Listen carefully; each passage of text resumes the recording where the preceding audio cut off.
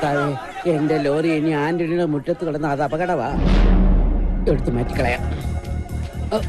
ഇനി അവൻ ഈ വളയം പിടിക്കണ്ട.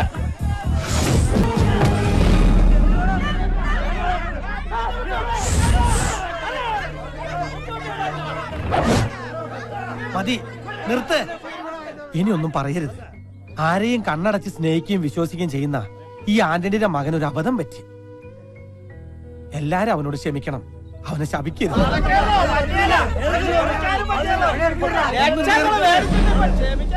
ഞാൻ പറയട്ടെ, കർത്താവിന് നിരക്കാത്ത ഒന്നും ഞാൻ എന്റെ കുടുംബം ചെയ്തിട്ടില്ല. ഈ വീടും സ്ഥലം വിറ്റിട്ട് ഞാൻ നിങ്ങളുടെ കാശ് തരും.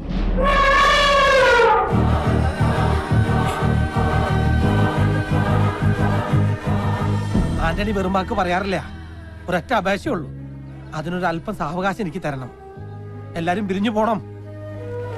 ആന്റണി പറഞ്ഞോണ്ട് പോവാ. മാറ്റങ്ങളെ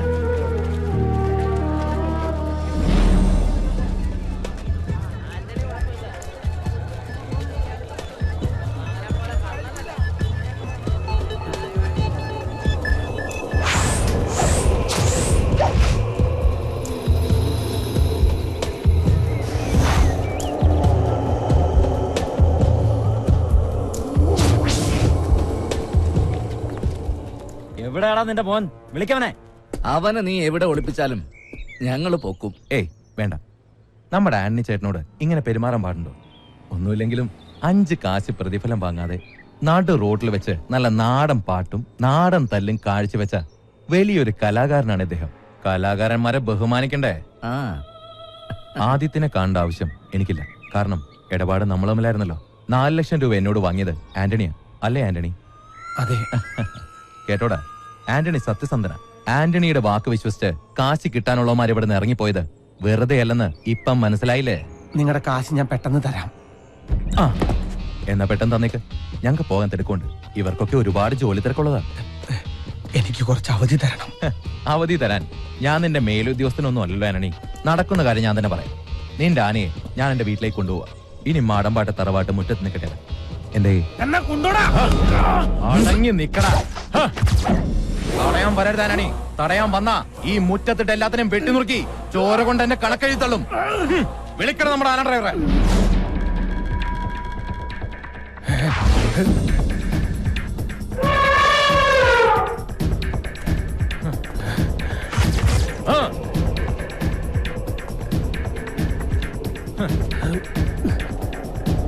നാട്ടുകാരെയൊക്കെ ആനന്ദിച്ച പറഞ്ഞ് നിർത്തിയിട്ടുണ്ട്.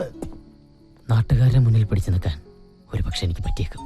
പക്ഷെ അപ്പന്റെ മുന്നിൽ ഇനി വയ്യ. കാരണം ഇതുപോലൊരു മകനെ സ്നേഹിച്ചൊരപ്പൻ ഈ ലോകത്ത് വേറെ ഉണ്ടാവില്ല.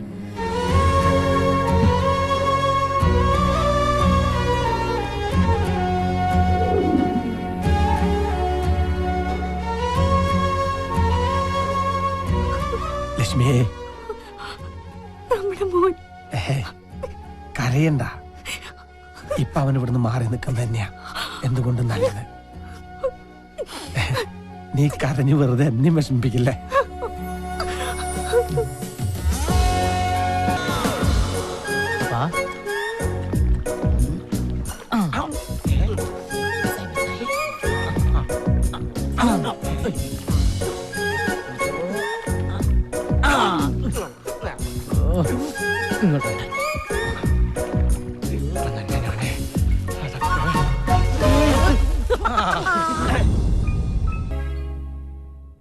ആന്റണി ചേട്ടനോട് ഞാൻ ശ്രമിക്കാഞ്ഞിട്ടല്ല.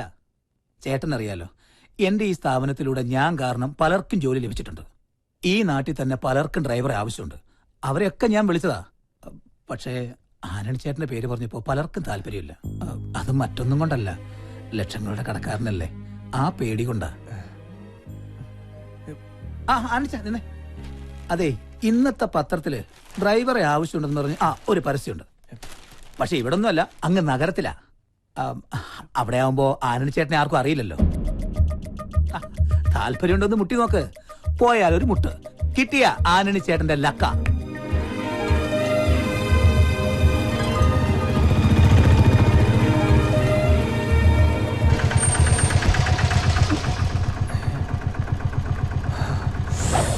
മിന്നൂസ് ഗ്രൂപ്പ് ഒരു നെല്ലിക്കൽ സ്ഥാപനം കേട്ടിട്ടില്ലേ? നൂറ്റാണ്ടുകളുടെ പാരമ്പര്യമുണ്ട് ഈ നെല്ലിക്ക സ്ഥാപനത്തിന്. അന്ന് തുടങ്ങിയ ബിസിനസ്സാ. ഇന്നിപ്പോ മിന്നു ഗ്രൂപ്പിന്റെ കീഴിലില്ലാത്ത ബിസിനസ്സുകളില്ല. ഡ്രൈവറെ ആവശ്യമുണ്ടെന്ന് അറിഞ്ഞിട്ട് വന്നതാണല്ലേ? പക്ഷെ നോക്കിയിട്ട് തന്റെ കാര്യം പോക്കാം. ഇവിടെ നല്ല തുമ്പപ്പൂ പോലെ വെളുത്ത ആളുകൾക്ക് മാത്രമേ ജോലി കൊടുക്കൂ. കാരണം എന്താ, ഈ നെല്ലിക്കൽ കുടുംബം രാജവംശത്തിൽ പെട്ടതാണേ. അത് തന്നെ പോലുള്ള നീഗ്രകളുടെ രാജവംശമല്ല. വെളുത്തിരിക്കണം, ഇല്ലെങ്കിലേ വെളുപ്പിച്ചിരിക്കണം. മിനിമം ഇത്രയെങ്കിലും.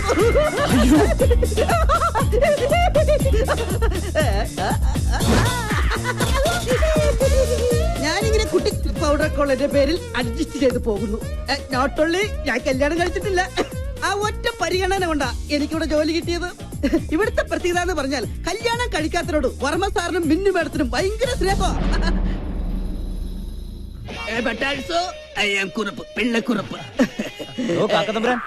സെക്ഷൻ ആയി പോയി ആ ഫയൽ ഒന്ന് എടുത്തുകൊണ്ട് പാടോ. കാക്കത്തമ്പുരാൻ നിന്റെ അപ്പൻ അസുഖാൽക്കാർ സ്നേഹം കൊണ്ടോൾ ഇങ്ങനെയും വിളിക്കും. ബൈ ദ ബൈ, ഇവിടുത്തെ ജോലി കിട്ടിക്കഴിഞ്ഞാൽ ജീവിതത്തിനൊരു ഗ്യാരണ്ടിയായി. വിശ്വസിച്ചു കഴിഞ്ഞാൽ ഇവിടുത്തെ കുടുംബത്തിലൊരു അംഗമായിട്ട് കൂടെ താമസിക്കുകയും ചെയ്യാം. പിന്നെ എന്നാൽ വിശ്വസിക്കാൻ പറ്റാത്ത രണ്ടുപേരുണ്ട്. അതിലൊരാളാണ് ദാ വരുന്നത്, വർമ്മ സാറിന്റെ അളിയൻ Madhava Varma. Good morning sir. Good morning. Good morning. England സിദ്ധാബാദ്. ഇതേതാ നിന്നെക്കാൾ വലിയ ബലിക്കാക്ക? ബലിക്കാക്ക സാറിന്റെ അച്ഛൻ. ഡ്രൈവറിന്റെ ഒഴിവുണ്ടെന്ന് പറഞ്ഞാലും വന്നാണ്. അതാണ് ജനറൽ മാനേജറുടെ മുറി. അങ്ങോട്ട് നടന്നോളൂ, ഞാൻ വന്നേക്കാം. ഓ, ഇനി അവിടെ ഉണ്ടാവും അടുത്ത അവതാരം. വർമ്മ സാറിന്റെ മരുമകൻ മഞ്ജുളകുമാരൻ. ഒന്ന് നിന്ന് എനിക്ക് തല കറങ്ങുന്നു. ആളിറങ്ങുന്നു.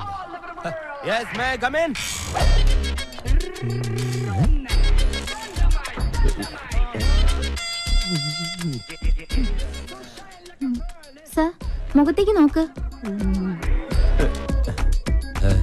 ഈ ശരീരത്തിന് മുകളിൽ ഒരു തലയും ഉണ്ടായിരുന്നു. അത് ശരി.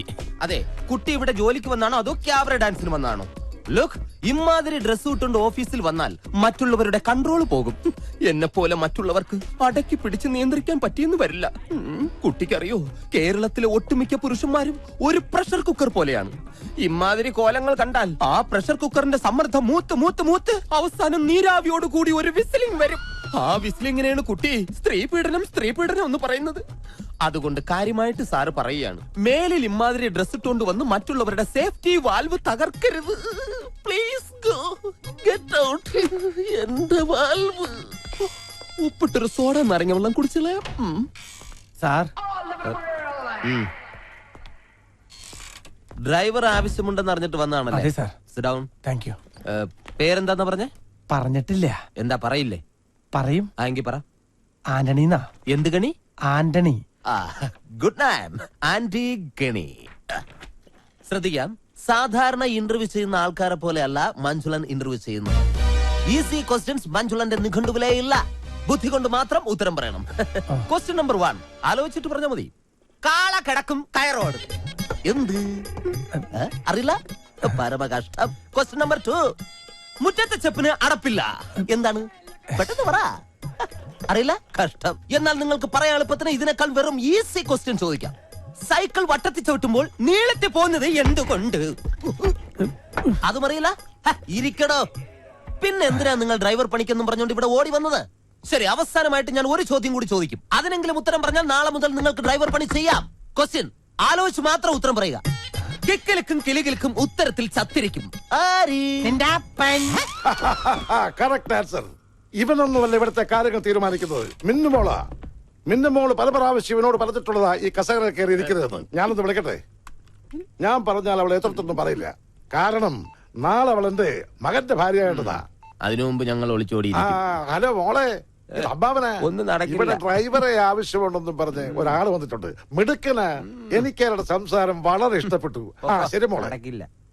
എടാ, ഇവനെ അങ്ങോട്ട് വീട്ടിലേക്ക് ചെല്ലാൻ പറഞ്ഞു.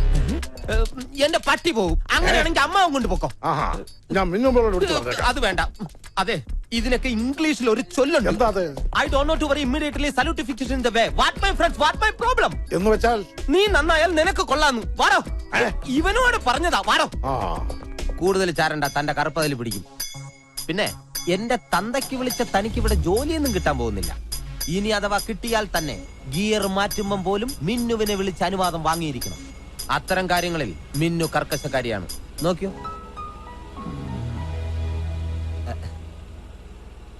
ഹലോ മിന്നുമോളെ, മഞ്ജുലേട്ടൻ ഗിയർ മാറ്റട്ടെ? ഫസ്റ്റ് ഗിയറിലിട്ടോ മഞ്ജുലേട്ടാന്ന്. പാവം, അമ്മായി മരിക്കുമ്പോൾ മിന്നുമോൾക്ക് 12 വയസ്സായിരുന്നു.